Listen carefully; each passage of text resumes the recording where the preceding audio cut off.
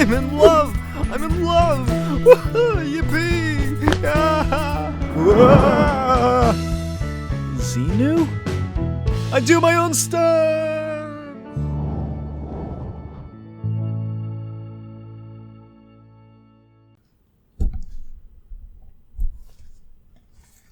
Just gonna put that on even ground. Welcome to the Cruising Altitude Podcast, a podcast dedicated entirely to Tom Cruise. I'm your host, Blake, but you may also know me as Smokey's Videos, and this here is my co-host, Saul. Ta-da! Hello. And we're also joined by my dog.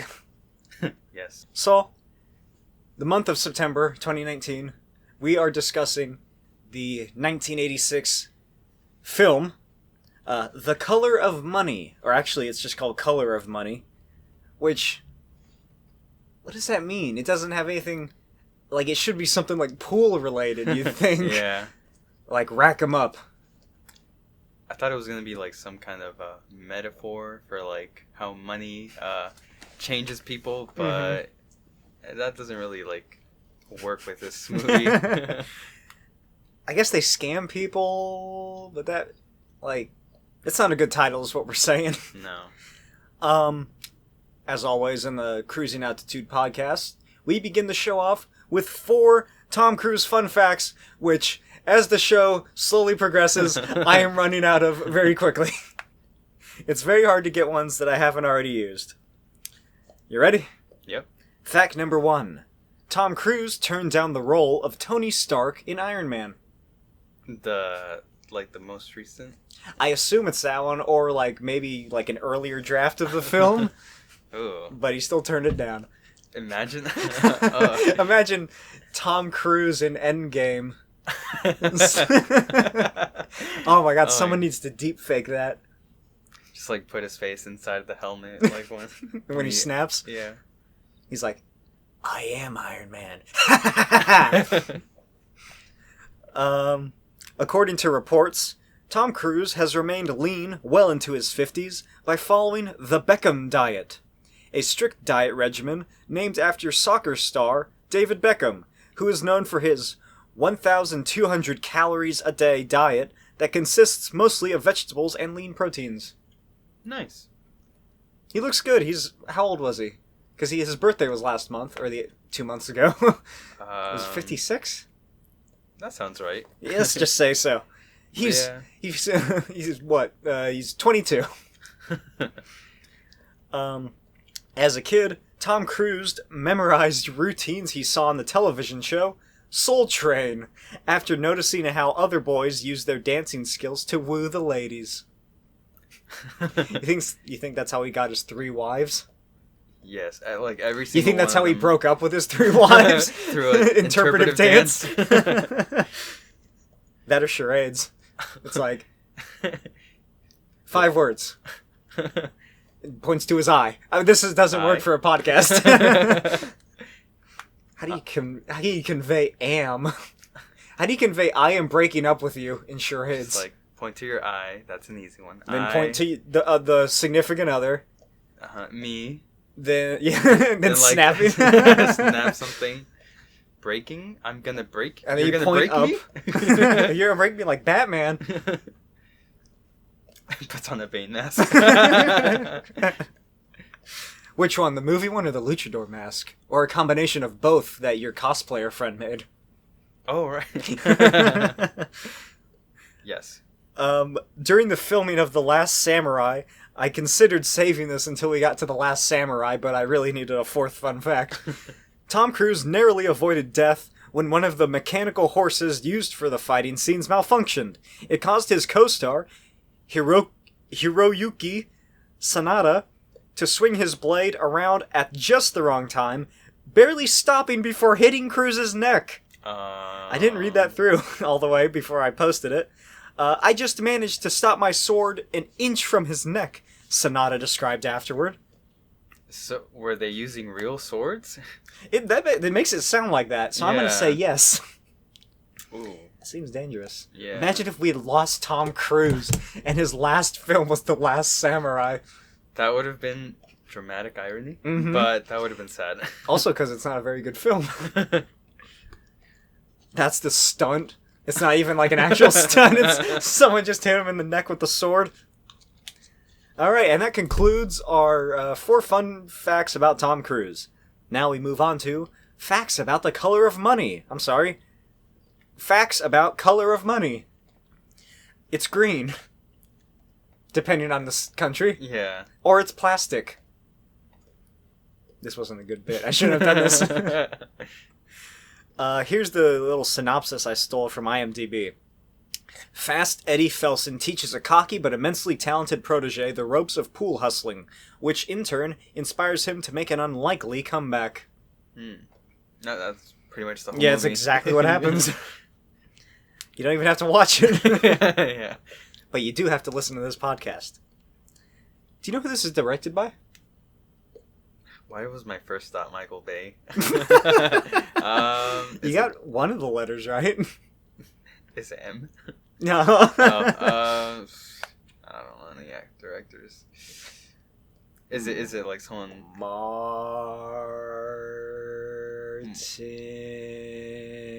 Martini? Yes, it's Martini. It's Tequila's cousin Martini. Whatever happened to her? Fuck, I don't know.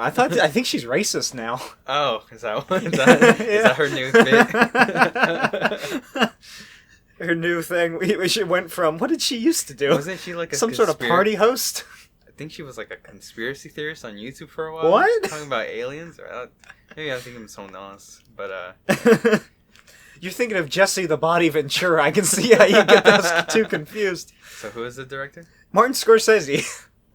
Director of Goodfellas. Oh. Raging Bull. Taxi Driver. Wolf of Wall Street. Oh, King of Comedy.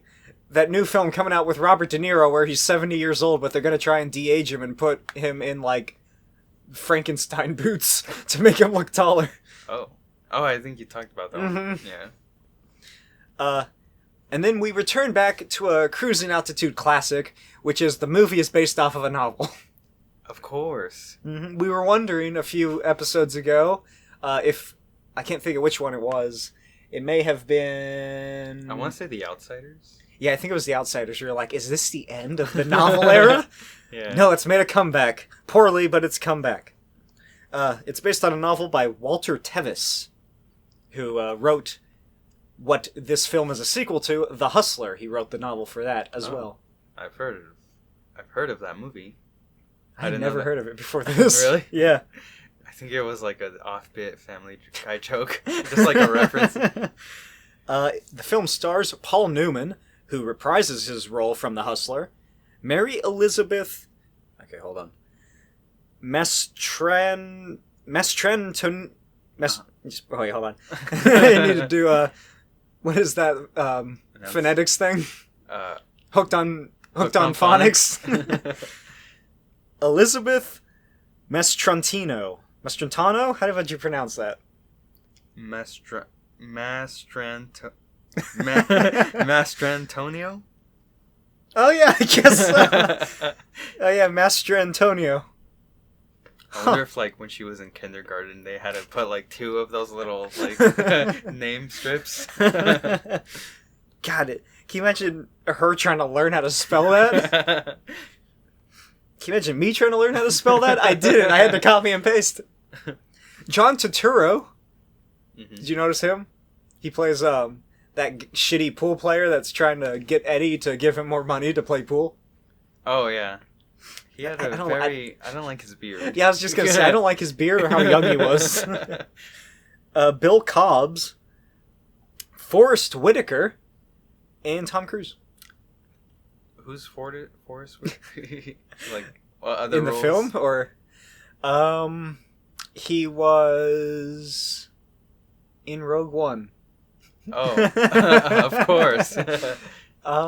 I can't think of what other roles Forrest Whitaker is in. I just know the name. I was gonna say The Matrix, but that's racist because that's Lawrence Fishburne. Forrest Whitaker. He was in The Last King of Scotland, Saul. Oh. Duh. Right.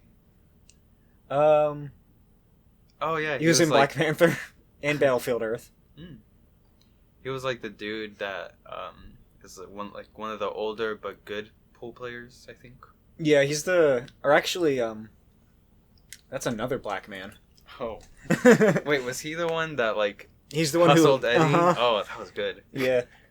I can't remember that scene very much. I wasn't really paying that much attention. I just thought it was funny because he looked so defeated after. I'm like, oh, he thought he got his spunk back. Uh-huh.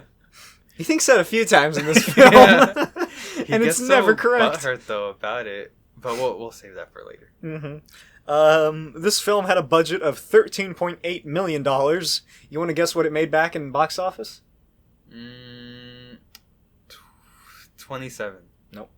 A little Less? higher. Oh. 29. Close. 52.3 million. What? You hustled me. I did. Now give me $52 million. That was our bet. That's pretty good, though. Mm-hmm. Especially for a sequel from a 25-year-old movie. Did that movie do good? I don't know, but I know that it did cause a rise in pool and pool-related crimes. I was gonna say purchases. Oh. So everybody went out and we're not talking about a swimming pool. We're talking about billiards. If you're from someplace that refers to it as billiards. Mm-hmm. But I have a fact about it somewhere in here. I'll get to. Everyone thought they could do the same thing. Watching this movie, I was like, huh. Pool's a cool game. I'd like to play that. And then like a few more seconds went by, and I was like, nah, fuck that. I don't want to do this. Yeah. Here's some facts about Color of Money. Tom Cruise did his own trick shots in the film, except for the one in which he had to jump 2 balls and sink another. Martin Scorsese said he could have let Cruise learn the shot, but it would have taken 2 extra days of practice, holding up production, and costing thousands of dollars. The shot was instead performed by professional players Andrew... Oh, fuck me. That's a weird last name. How do you spell that? Ghiattsidis. That's a cool. I have the attention span of a goldfish right now. Gaiatsidis. Want me to try? Gaiatsidis. Yeah. I think that's how you say it. I'm not gonna try. And Michael Seagal. Vincent's line, when asked, what's in the pool cue case, Doom, was the inspiration for the video game title of Doom. Really? Uh-huh. Huh. That's cool, but... You want to know what the working title for Doom was before the guy watched this movie and saw that? I'll give you a hint. Not really. I'll give you a hint. Think of the Doom guy, and then think of what his emotion is. Rage. Close. Think of him specifically and what he looks like. Hulk? Close. It's green and pissed. Really? Mm-hmm. Green and pissed. Are you excited for Bethesda's reboot of Green and Pissed? Wow. Paul Newman says the best advice director Martin Scorsese gave him, especially in humor scenes, was try not to be funny. Which kind of says something about Paul Newman and his take on comedy. Mm-hmm. Martin Scorsese said that this is the only film he has directed that came in under schedule and under budget. Oh.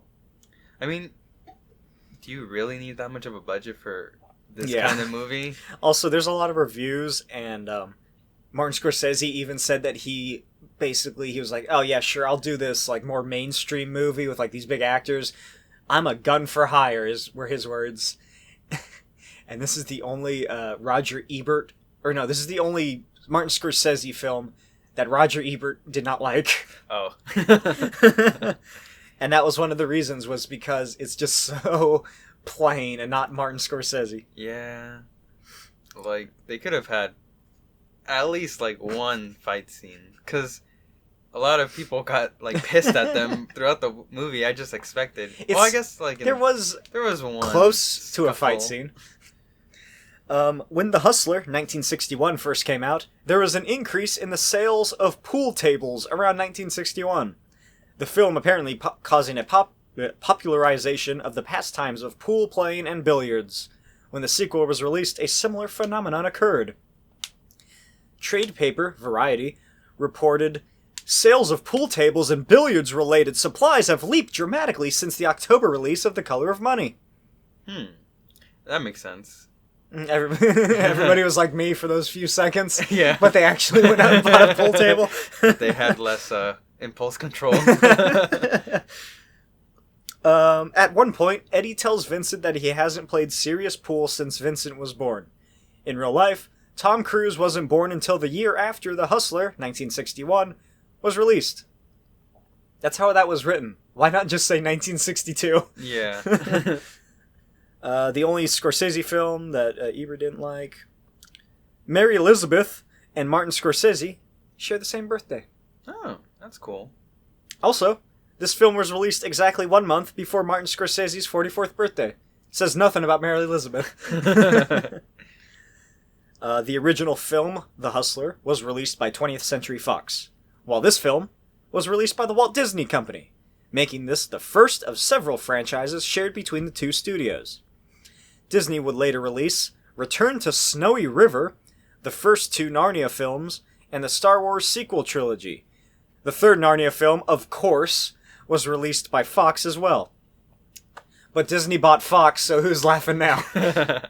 So what you're telling me is that if the Avengers needed, like, way more people, they could have recruited Vincent? Fuck. Yes. I could have been their bullseye. I should wait before I... You always do that. Yeah. What would Vincent's superhero name be? What's his most... The Billiard Boy. 9-ball? Oh, that's a good one. Oh, and then he could be Rob Liefeld. We could get him in to create him. Just give him a bunch of pouches and cases for all of his pool cues and balls. He dual wields pool cues. I mean, he does show some skill in twirling them and using them like weapons. And making random screams, yeah. So, are you ready to move into the discussion about the film? Yep. So, this movie opens up with a creepy whistle opening. Maybe it was like a horror movie almost. Yeah. Which is followed by a voiceover by Martin Scorsese in which he talks about pool/billiards, and then that's followed by some smooth jazz. Now, like I said, I don't really remember what happens in this movie that much, so you might have to help me. I think after that, the movie starts with just Vincent playing. Yeah, so it's I have here Fast Eddie is talking omelets, bourbon, and getting off at 10. Yeah. So he's in like some bar or something, and was it clear to you that he was an alcohol salesman? Not until the end of that scene. I thought he was like some kind of drug dealer. I wasn't that sure, but the scene where he says to someone, "I'm an alcohol salesman," really made me certain. Yeah, so it has John Turturro is there, and he's trying to like swindle Vincent, and he keeps coming over and asking Eddie for money because he has a lot of money, and he's like, "Come on, Eddie, I can beat this guy. Just give me some more cash." Yeah. And Eddie doesn't care for Julian that much. So he goes over and checks this new kid named Vincent, who Eddie likes the way young Vincent handles balls. That's one way to put it, yes. I think it's just like Vincent beats another guy, maybe? Or no, Julian won't play him again. And Vincent's like, "Come on, I'll play you for free," just because he loves the game of pool. Yeah. And no one will play him. What happens then? Does Eddie starts talking to his girlfriend, I think, right? Oh, he's like, he's like, "Here's $500, I'll bet you to play." And then yeah, Carmen, Vincent's all right, girlfriend. She's like, deal. And then Eddie chastises her for taking a deal from a stranger. Yeah. He's like, you should have said no, but you told me to say yes. She'd be a strong, independent woman. That's why I'm going to throw you around in your hotel room later in the movie. Oh, yeah. That had me worried, that scene. I think Eddie... What is he like? Does he invite him out for dinner or something? I sort of blanked out, like, immediately. Is that when they go out to dinner? Yeah. Or no. Or when does Vincent talk about being the best at the video game Stalker? And that's not Stalker. That's Stocker. Wasn't it during that first scene Was where, it? like, that dude is trying to get him to play pool, but he's too busy playing that video game? Oh, that's right. Yeah, he's, like, making all these, like, dramatic movements. Just tapping the buttons and moving the joystick. Me when playing Mortal Kombat. So, eventually Freddy invites Vincent and Carmen out to dinner, and he makes a bet with them. Yes. About what? I just have makes a bet. I don't remember what. Oh, when they were at the restaurant? Yeah. Oh, that's right. Yeah, it's to pick up the woman he already knows. Totally a stranger. Who, in reality, was that his girlfriend? Or was that just no, like... that's like, I think that's like just a friend, because the girlfriend was like the other blonde lady. Oh, that's right. Yeah. So he was like, hey, come out and look at my car real quick with me. And she's like, oh, what's up, Eddie? And he's like, come on. Mm-hmm. That's verbatim. Freddy sees himself in Vincent, and the next day he meets up with Carmen in his car, and they discuss the three of them going on the road so he can teach Vincent how to swindle people at pool. Yes. And totally not live vicariously off of him and steal all of his money. Yeah, that was what I was starting to think. So they have a discussion, and Carmen, like, he calls him out on, like, being a hustler and everything. Get it? Like the movie! And then she says something very interesting about her backstory, which is that Carmen's old boyfriend was arrested breaking into Vincent's house. Oh, I didn't catch that. You didn't? No. Okay, so she says that her old boyfriend was arrested breaking into Vincent's house, and she met Vincent at the police department. Oh, yeah. Eddie asks her if she was picking up her boyfriend and bailing him out. She replies no, she was the getaway driver. Yeah. She also says she stole Vincent's mother's necklace. And he thinks it's a coincidence that she has one exactly like it. Yeah. It's fucked up. And now they're together. They're lovely. They're such a cute couple. Relationship goals. All these, like, past movies have been, like, kind of bad relationships. I guess except for Endless Love. No, what was it?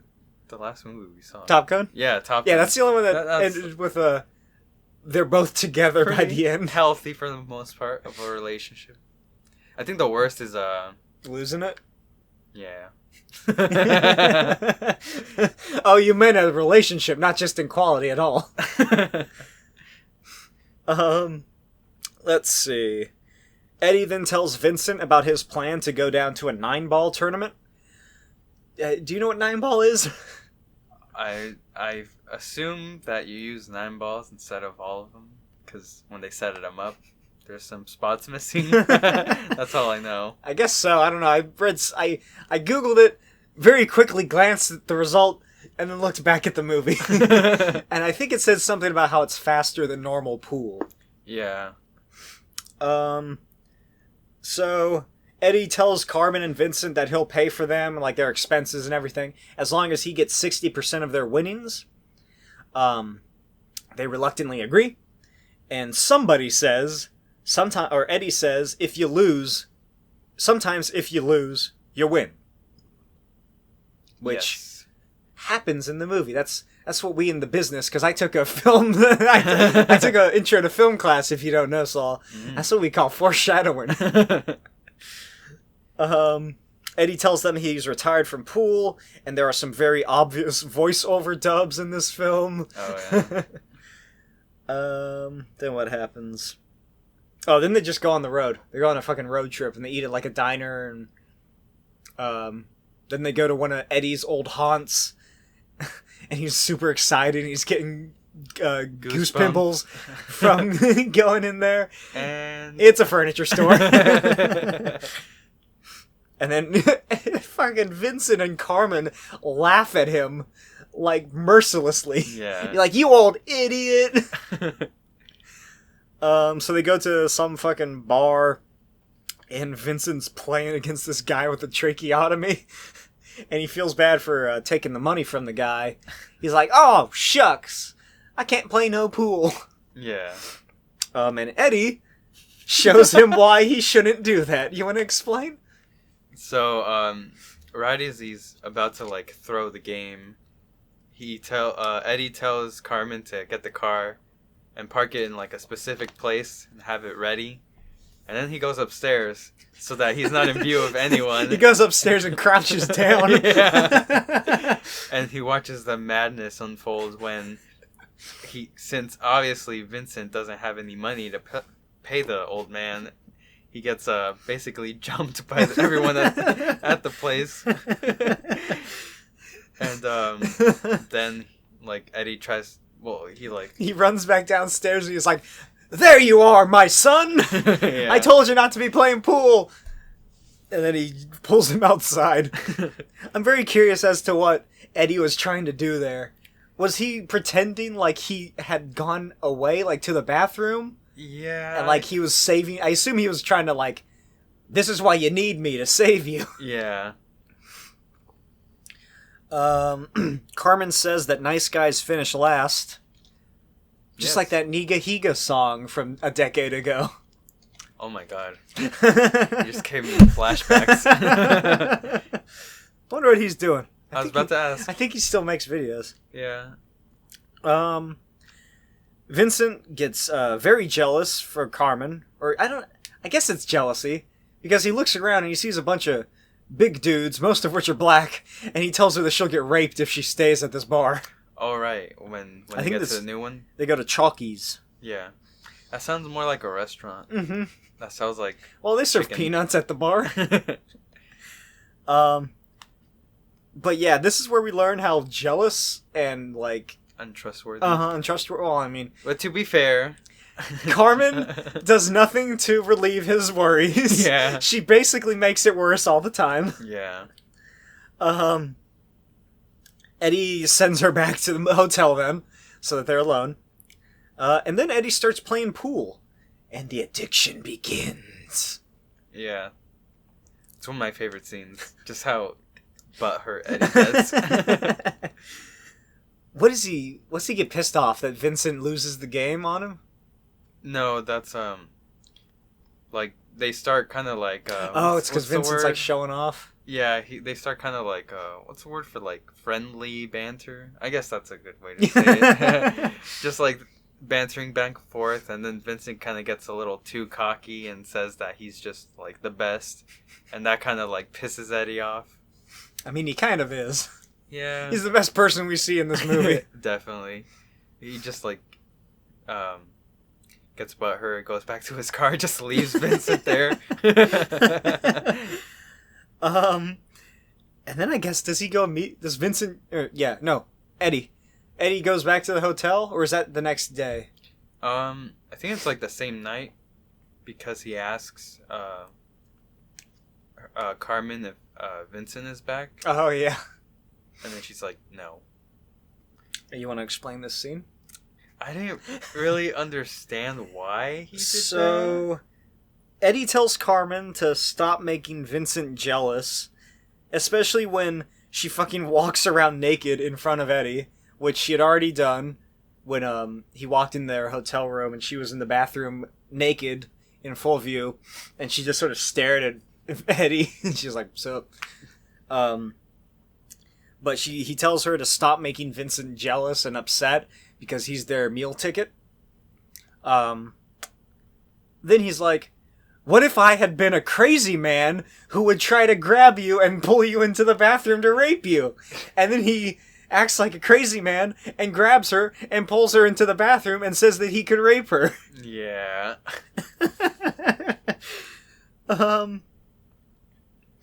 Let's see. Oh yeah. So I guess Vincent did come back to the hotel or the motel, Holiday Inn, and then he went back to Chalky's with the Balabushka pool cue. Oh yeah. Which I guess is a very fancy pool cue that Vincent owned. Maybe it was in The Hustler. I'll never know. I'm not going to watch that movie. It's got one of the Infinity Stones in it. It has the 7th Infinity Stone. What would the power be? There's space, time. I was about to say soul? space again. Soul. Power. Space, time, power, soul. Fuck. I should know that. I'm a fake comic book fan. Fuck me. What are the other two? Leave it in the comments below. And if you're listening to this on any podcast listening app where you can leave a review, make sure to leave 5 stars and then let us know. Maybe like geometry would be its power. I was gonna say agility, but that doesn't really make sense in pool. I feel like geometry works better. Yeah, you got to see those angles.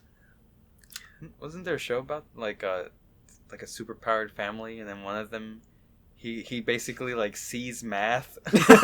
That's his power. He like uses it to play football really well. I love that. Thanos needs all 7 infinity gems, and he's already gotten 6. All that he needs is math. The gem of seeing math.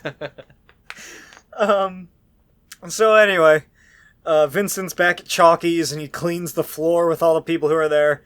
And Eddie gets pissed at him for basically revealing his hand and showing them how great he is, so no one will ever play him again. Yeah. Which makes sense, I guess, but can't you just go somewhere else? No, Saul, because at Chalky's, people talk and people travel. If he had done that at any other bar in the town, in the city, no one would have talked. So Eddie's plan was to go, like, in the reverse order, like, start with the worst, and then... Well, yeah, you start at the worst, because poor people are more likely to give you money. You start at the bar with the cheapest drinks. That way you get the drunk guys who want to prove something. True.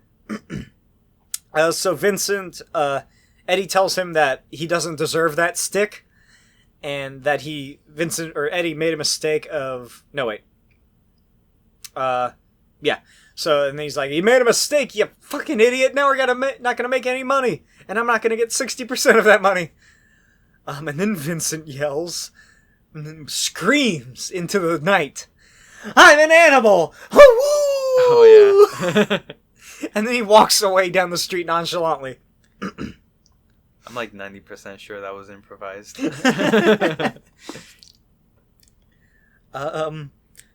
So then Eddie, he starts driving back, like, he's like, come on, Vincent, get in the car. Like when... like the relationship, we just got into a fight. Yeah. And then did you notice this? When Vincent climbs in the car finally, a woman screams in the background. Really? Uh-huh. Like he opens the handle and then you can hear in the background. Maybe someone got mugged and they couldn't do a reshoot, so they just kept it in there. I hope it was mugged. Or she stepped on gum, you know?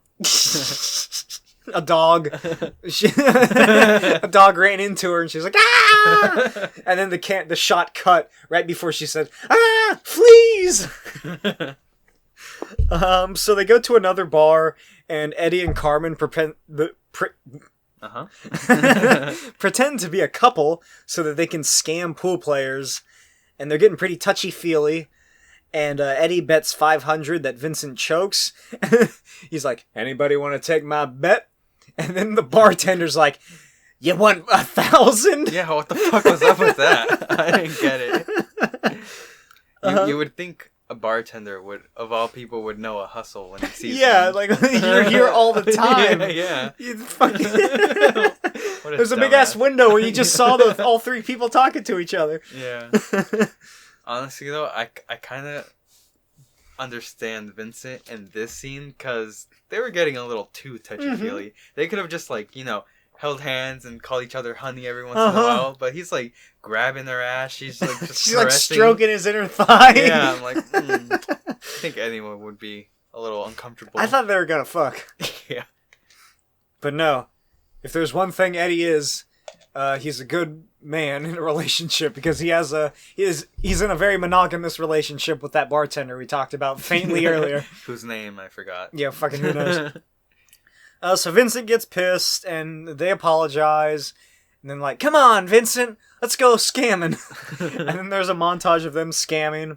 And an Iggy Pop cameo. Do you know who that is? This is British. I think he's British. Pop star from like 70s and 80s. I can't think of any of his songs off the top of my head. He's not Australian and related to Iggy Azalea? Now that you say. He's the guy in the bar that has that white t-shirt on, and he's Vincent steals his shot glass from. Oh, him? Mm-hmm. That was a dick move. Vincent, however, just cannot bring himself to lose. I know. Even when they, like, clearly explain that they're gonna make more money this way. I feel like there's a meme that would fit this very well, but I don't know what it would be.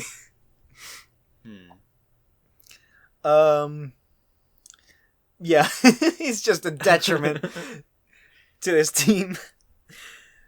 And then it cuts to Vincent at the hotel room just jumping on his bed. Yeah. Just weird. His... how do I say this?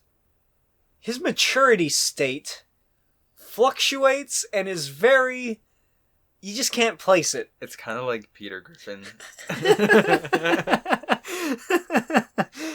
Like...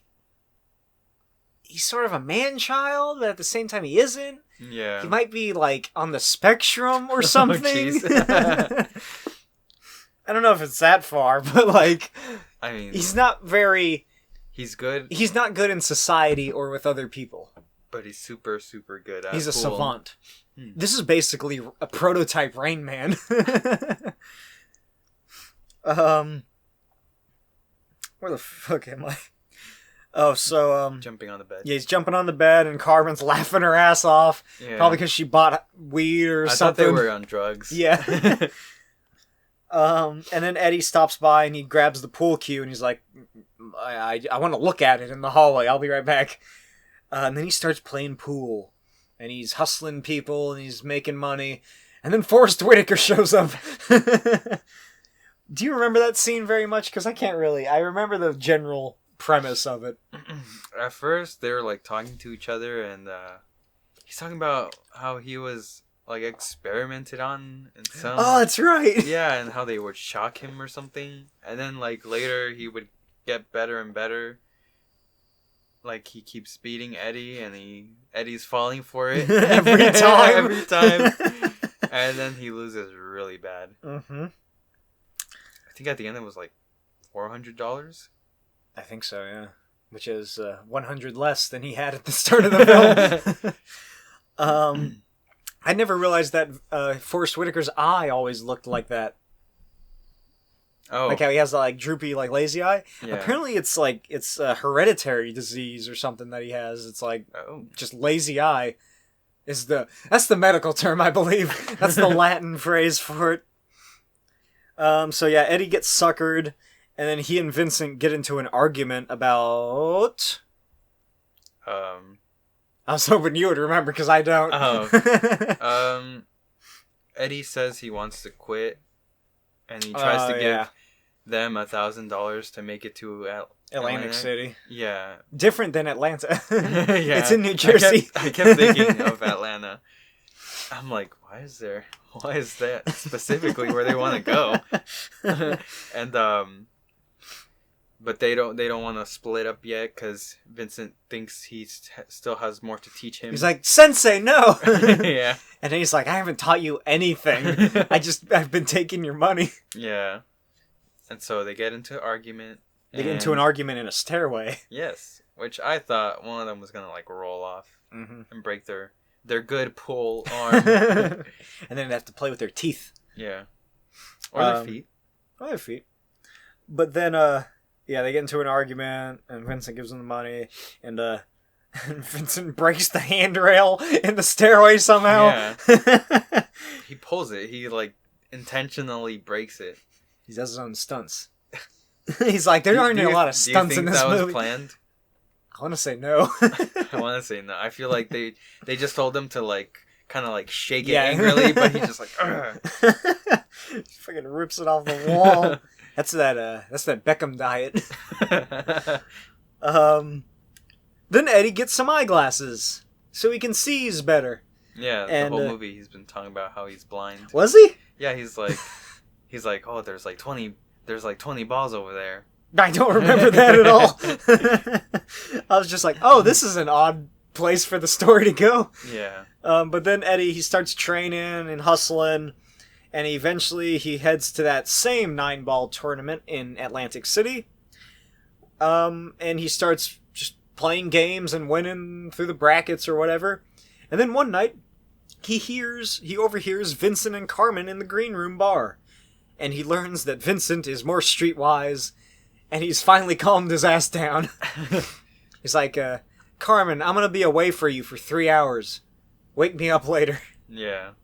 So, that scene, they were making some kind of deal. Did you understand what that deal was? No. I thought they were, like, intentionally going to throw games, but... I don't know. Because we don't see what they do, anyways. Yeah. We don't see how their side of the tournament goes, because we follow Eddie's.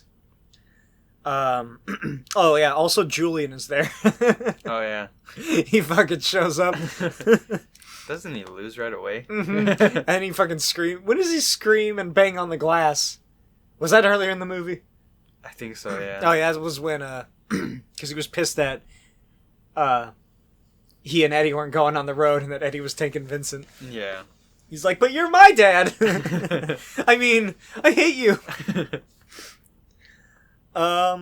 Then they play some games of pool, and Eddie wins, until one day he looks at the bracket, and he sees that it's, E. Felson versus V.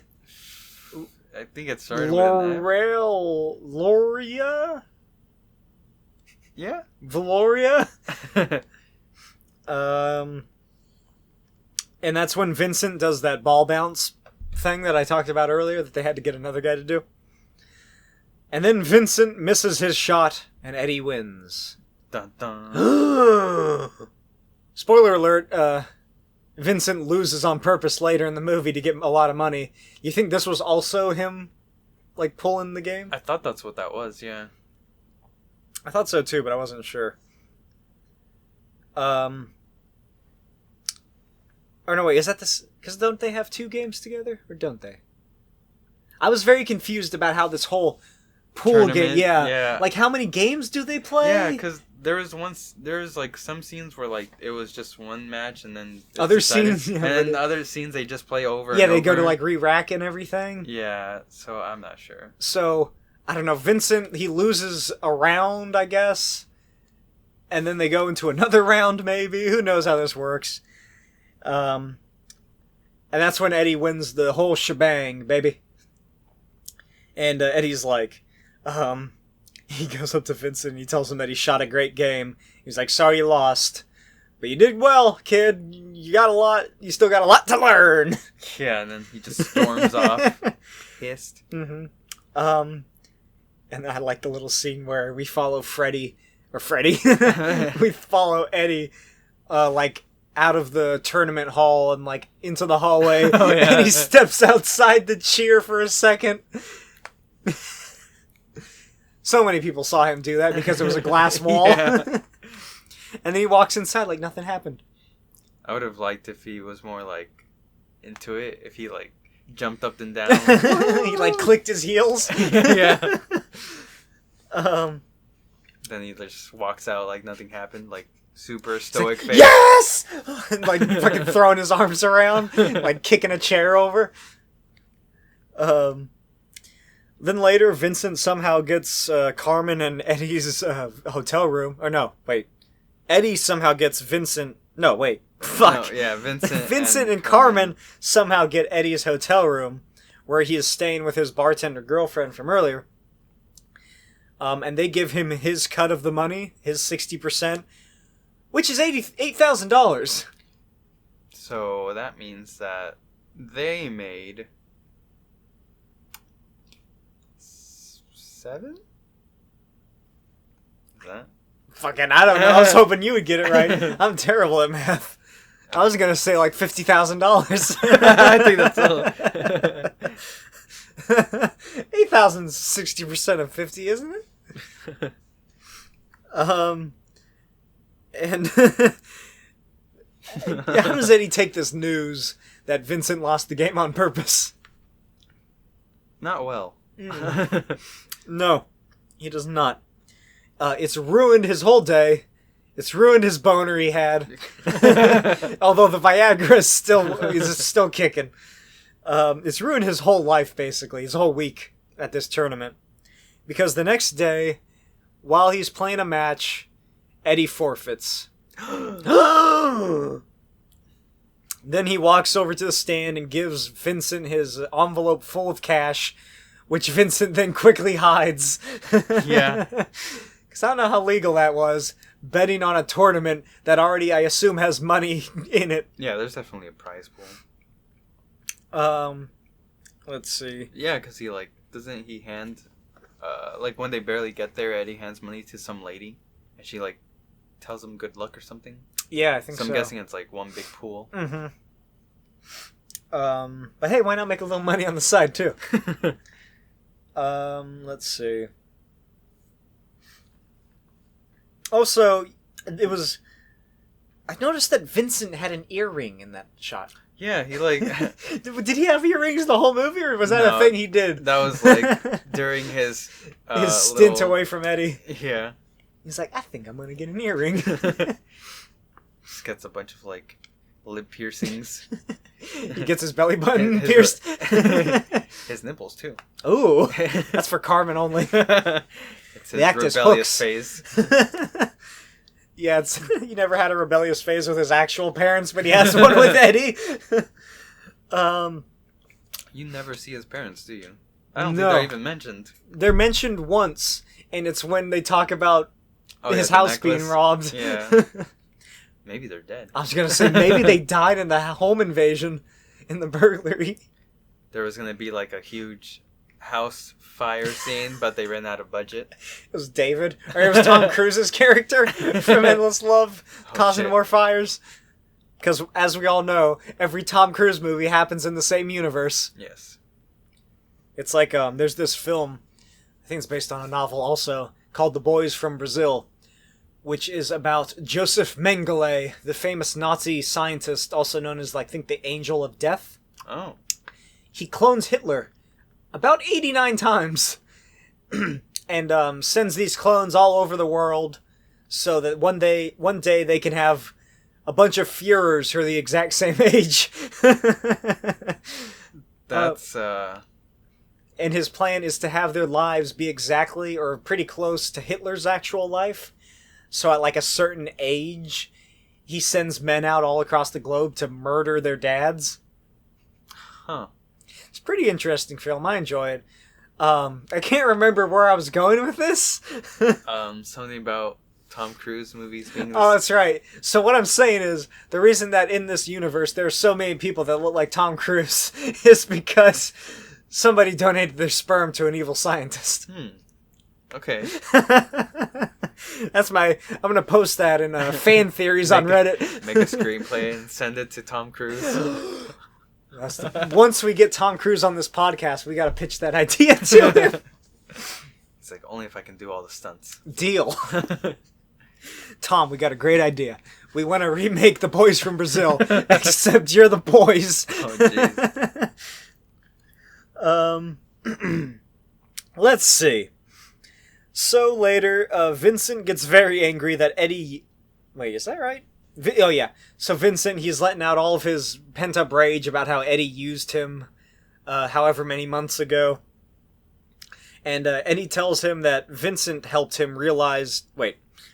Eddie tells Vincent that Eddie helped Vincent realize his ability and to get out of that damn toy store he was working in and actually make money in his life. Which, to be fair, is true. It's true, but he did. They both have good points. Yeah, I think Eddie is kind of like being dramatic about it. Because didn't he technically use him in the tournament? Because I feel like he bet like he bet against himself? He bet like, I don't know. I wasn't sure. Like I said, I don't know what the fuck went on. this whole movie's a blur, man. I remember there's people playing pool. There's Mary Elizabeth's naked body. Mm-hmm. Vince owns a t-shirt that has his name written across it. What a egomaniac. Look, apparently that was the uniform for whatever that toy store was. Oh. Just to completely... Because there was another guy that had it when they were in the stock room. Oh, really? Oh, yeah. I thought he, like, literally had it custom made for his, like... Maybe he's the one who pitched the idea to the toy store just because he wanted to do it, but he didn't want to look narcissistic. So he made it, like, a company thing. Yeah. Like, we should all do this. A pitch black toy... Okay, here's the deal, Saul. You get to work in this toy store, but the uniform is completely pitch black t-shirt with your name written across it and pitch black pants, so you look like a henchman. I'm in. Good. If an old guy comes by asking you to go on the road with him, don't agree. Yeah, so they have an argument, and they break up, and then Eddie and... And then Eddie invites Vincent to have a game of pool at this, like, desolate pool game. And something I liked was that their respective girlfriends sort of watched on, but they're mirrored. So, like, Carmen is at the right side of the shot, and then, oh, yeah. fucking whatever the bartender's name is, she's on the left side, and it's like, Vincent and Eddie are basically the same person, really. Yeah. Like, they're both going down that same path. I assumed if I watched The Hustler, that I would see... Yeah, I would see more similarities. But, I thought that was a fun scene. And also, there are mirrors along the wall. Oh, yeah. To really drive home that metaphor. I only noticed that because I took an intro to film class. I studied it. Also, they each have a cue ball? Oh. I didn't understand that. Oh, yeah. Oh, yeah, they do that at the tournament, too. Did they? It's like they both shoot at the same time. See whose ball gets to break the balls first. Yeah. Which is... It's like, whoever's cue ball, shadow of the cue ball, touches the main ball in the rack first and breaks them all in a half. The person who doesn't reach the ball first gets to go first. And they get lit on fire. Mm-hmm. Well, that's just tradition. Then Vincent says that if he doesn't whoop Vincent... Or no. Eddie says that he's going to whoop Vincent at this game that they're playing currently. But if he doesn't do that, then he's going to whoop him at the next tournament. And if not that one, then the next tournament. And the next day. And the next day. And the next day. And then right before they crack the balls and begin their game, Eddie says, "Hey, I'm back," and strikes the balls. Freeze frame, that's the end. That was so corny. It was. It's not a very good ending. No. I feel like the better ending would have been just like silent. the wide shot of like them preparing to play the game. Yeah. What the fuck? I want to know what the first film is about. Yes. What was the very first film in human history? I think it was that one about the train. Oh, you meant... I meant, what I was going to say was, what was the first film that had a freeze frame ending? Oh, that's actually a good question. And what was the first film that kicked off that trend that seemed to happen in one decade only of freeze frame endings? Yeah. But anyway, that's The Color of Money for you, a sequel to The Hustler from 1961. Came out 1 year before Tom Cruise was born. Here's some afterthoughts.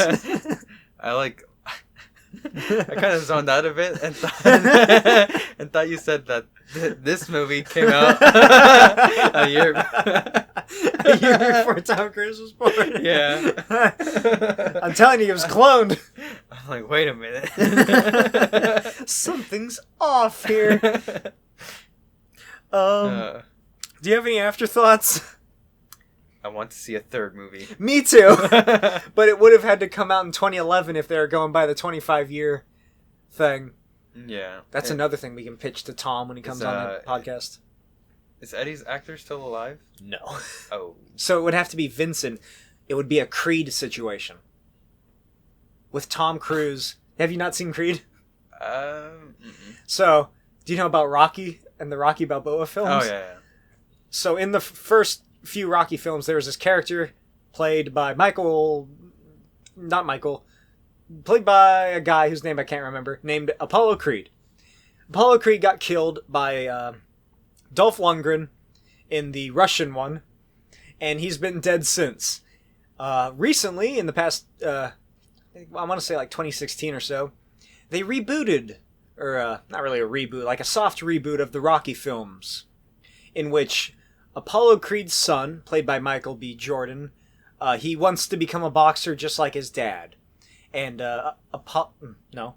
Sylvester Stallone, who plays Rocky, is like his coach. It's a very good movie. You should check it out. You don't really have to see the Rocky films, maybe like the first one, and then go to YouTube and watch the scene where Apollo Creed dies.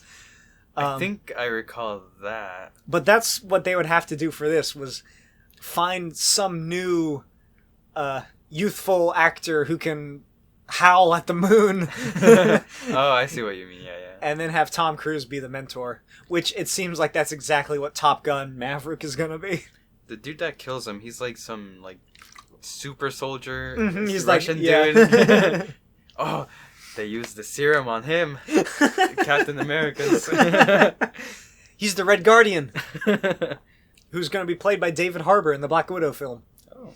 I forgot there was going to be a Black Widow film. I feel like at this sexist. point... I feel like at this point it's kind of like, too late. What do you mean? R.I.P. Spoilers. What did you think about Tom's hair in this movie? It was a pillar to man's success. It just kept reminding me of JoJo, which is an anime. It reminded me of, in the X-Men, Charles Xavier has this sort of secret son with this Israeli woman that he visited one time in the 50s. Oh. Is he also telepathic? He has a lot of powers. I think... Is it the Reed and Sue kid that's extremely powerful? No, you see, Franklin, he can only manipulate reality and do anything he wants. Based off of seemingly nothing at all, because he is a mutant, and the mutant gene should be passed down by the parents. Yeah. Wait, so Frank Richards is a mutant? Mm-hmm. So does that mean Sue and Reed are mutants? That's what I'm saying. I'm saying Reed should have a DNA test. He should go on Maury. In the case of Franklin Richards, Reed, you are not the father. Woo! And Sue just goes invisible.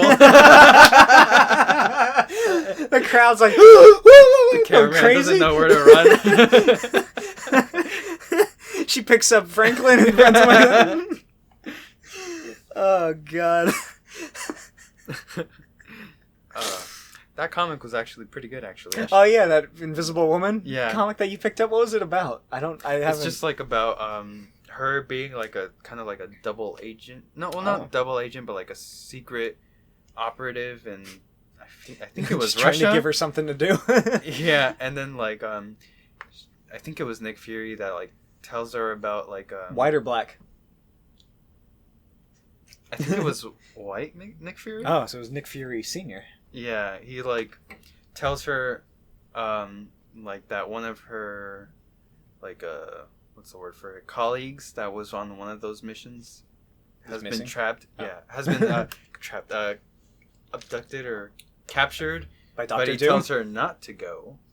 He gives her this whole rundown. And he's like, "You're not going. Don't go." Yeah, don't do it. And she does anyways, obviously. Oh, that way he doesn't have to pay her.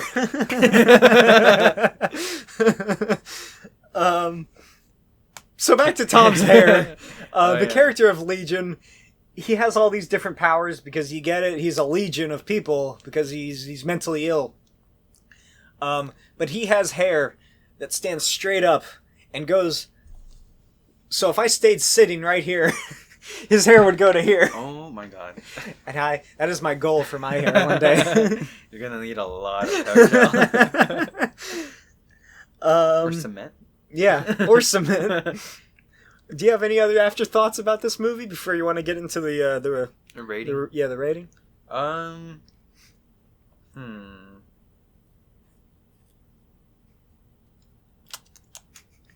How would you say this movie does in entertainment value? Because that's the big thing about Martin Scorsese is that he's an auteur, so you can tell what movie is a Scorsese film, and it's like it's exciting, or if it's not like action exciting, it's visually exciting. It's there's dialogue. Meh.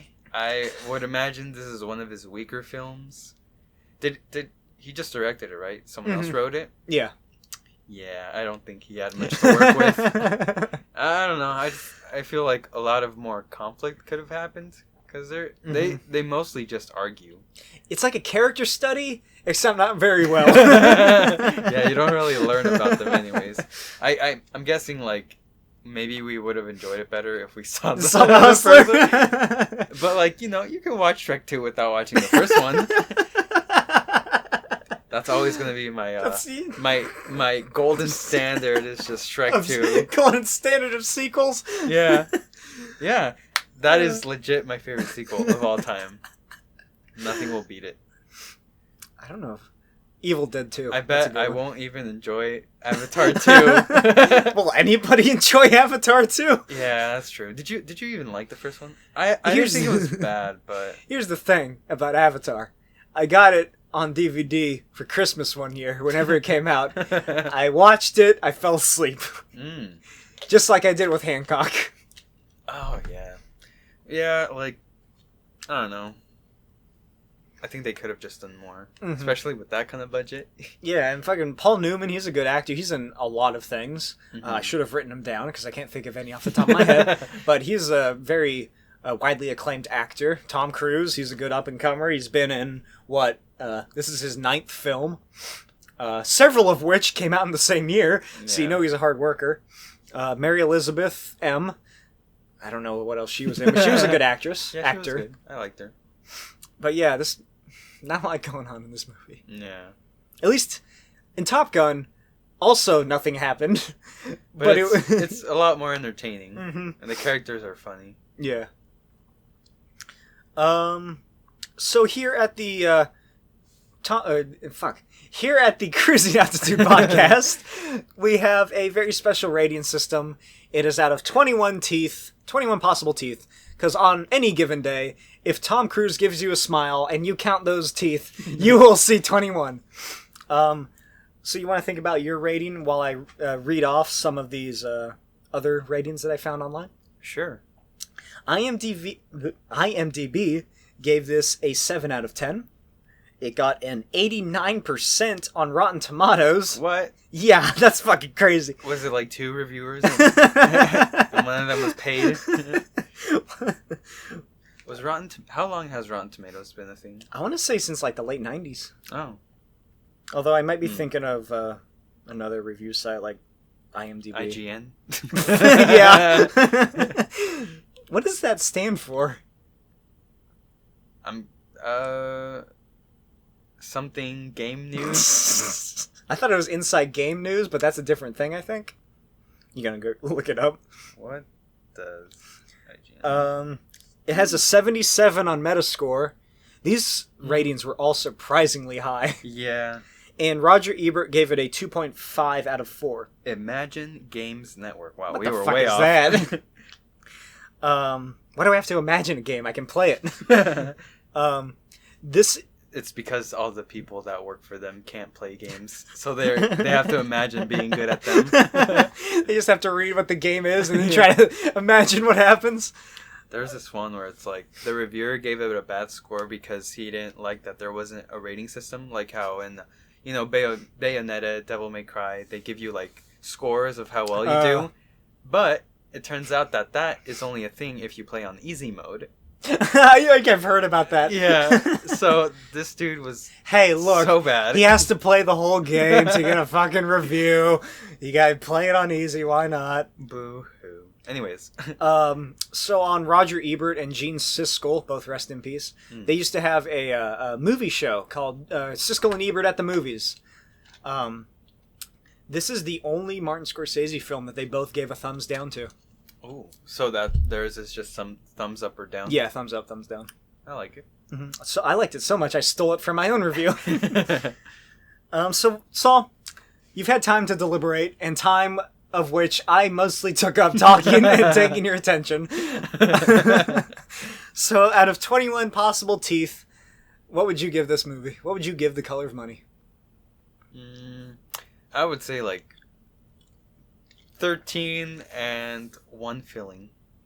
What is just the regular filling? Yeah, just the one you get at Algodones. The one you cross the border to get for cheap. Yeah. Losing it style. Mm-hmm. I give this movie a 10 teeth. No. Out of 21. I was generous for once. Yeah. Usually it's me who likes the movie way more. But you're going to write boobs on that calculator? I gave it a D. That's where I was. That's what I was aiming for. What'd mine? What'd you say? 10? Yeah. I mean, I think that's like 50. So right now, 49, Saul is doing math on a calculator. 47. Oh, wow. Yeah, 47%. That's not very good. So those are our ratings. So, Saul, here at the Cruising Altitude podcast, we have a rating. We rank each film each month. Yeah. Currently, the list is as follows. In number 1 is Risky Business, followed by Top Gun, followed by Taps in third, Endless Love, The Outsiders, All the Right Moves, Legend, and, of course, the turd on film itself, Losing It. Saul, out of those 8 films, where would you put this 9th one? It's not even a golden turd. It's just a No, turd. it's a turd. Polish a turd and it's still like, going to be a turd. You went to McDonald's, got the spicy chicken, and that's... And then you ate it, and then your tummy was feeling upset, so you went to the bathroom and you go in the stall, but the stall's been covered in shit.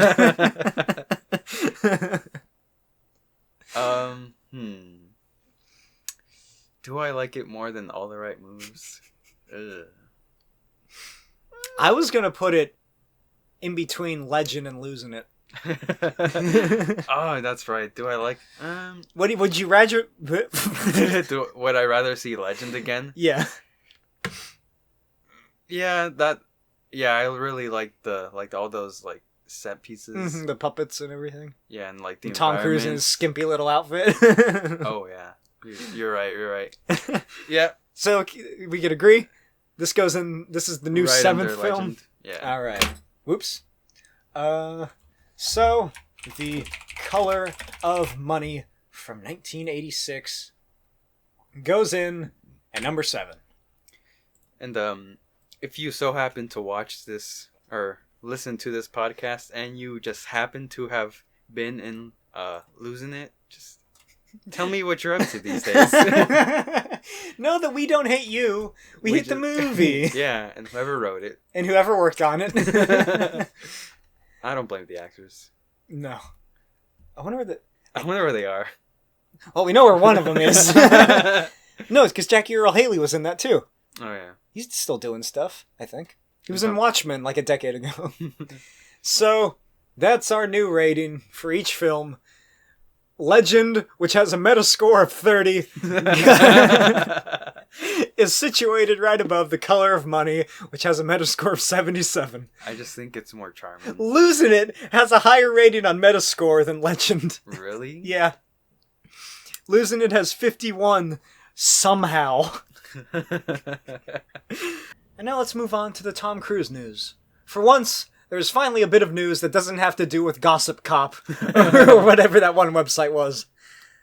Did you hear that in the next Mission Impossible movie, Haley Atwell will co-star alongside Tom Cruise? Haley Atwell, of course, Saul, you would know her.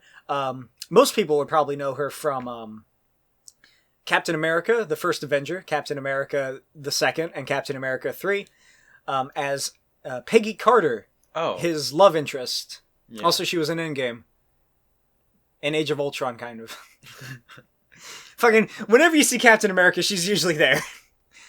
But yeah, she will be co-starring. This was revealed on Instagram. What? What are you giggling about? It's because every time I hear the name Peggy, I just think of King of the Hill.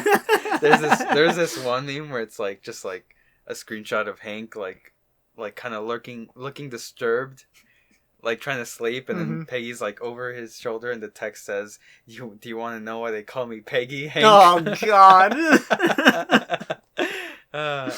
What were we talking about? Jesus. Talking about Haley Atwell. Oh, right. I'm sure she's gonna do well. Yeah, she's a good actress. I'm sorry, actor. Is she gonna be the new love interest? Fucking probably. What happened to the old lady? Fuck, what did happen in that movie? Because I've only seen one, and it's the most recent one. Okay, so I think they broke up because she thought he died? Because he had to keep his life a secret or something. In Top Gun? Oh, no, I'm talking about Mission Impossible. Oh, no. Please, in Top Gun, he has a love interest 30 years younger. Yeah. I'm not saying that Haley Atwell's old. But the director of the next two Mission Impossible films, Christopher McQuarrie, posted on Instagram like a headshot of Haley Atwell, and the caption was, "Your mission, should you choose to accept it." It's to bang Tom Cruise. Oh, God. I hope not. Hashtag me too. But yeah, that's how it was announced, because that's like the famous thing, like, your mission, should you choose to accept it, blah, blah, blah, blah, blah. This letter will blow up if you don't get rid of it pretty quick. I'm not going to give you an exact countdown, but it's going to turn on fire. Yeah, just throw it in the microwave. I think that cancels it out. Oh, yeah. The PEMDAS or whatever. I never thought, how the fuck do those work? Microwaves? Well, you see, Blake. What are the waves? I don't see a little surfer, man. Okay, moving on. Self-promotion. You can find us at the Cruising Altitude Podcast, anywhere podcasts are listened to. We got iTunes, we got Spotify, we got YouTube, we got Stitcher, we got PodBean, whatever that is. Also, follow us on Twitter at Cruising Podcast. You can follow me on Twitter at Smokey's Videos. And my monitor just turned off. Okay, there we go. And you, of course, can follow Tom Cruise on Twitter at Tom Cruise. You know, we're watching his follower count. We are. We better see it go up. Yeah, you motherfuckers better start following Tom Cruise, goddammit. And then make sure to follow the official Scientology page as well. Just don't accept their email offers. Yeah, don't sign up for their newsletter. And follow Saul on his meme Instagram at DioSamaArt. That's Dio, like the singer, _ Sama, SAMA, _art. I've been working on some memes. It's kind of hard though, because yeah, like with what's that? Cinema 4D. But it's kind of hard. What are you doing in there? Oh my! Follow his Instagram to find out. And join us next month for the 1986 film Cocktail. Yay! Would you like to know what that's about? Alcoholism? Yeah, actually. Join us again next month for Cocktail 1986. It's about Tom Cruise. He's a bartender. He goes to Jamaica. He falls in love. Alcoholism. It's not ranked very well. Saul, do you remember what our sign-off is? Nope. It's your favorite part of the show. It's where we go word for word. All right. You want to start it off? Be kind to Tom Hanks. As we always say here at the official Tom Cruise Cruising Altitude podcast, be kind to Tom Hanks. You better. I love him. Me too. He's a great guy. He's going to be in Mr. Rogers. Is he going to be Mr. Rogers? Yeah, he's going to be Mr. Rogers. Cool. He doesn't try the voice though. He sounds like Tom Cruise or Tom Hanks. All right, I'll All right. look forward to that. Yeah. Goodbye. We'll see you next month. Bye.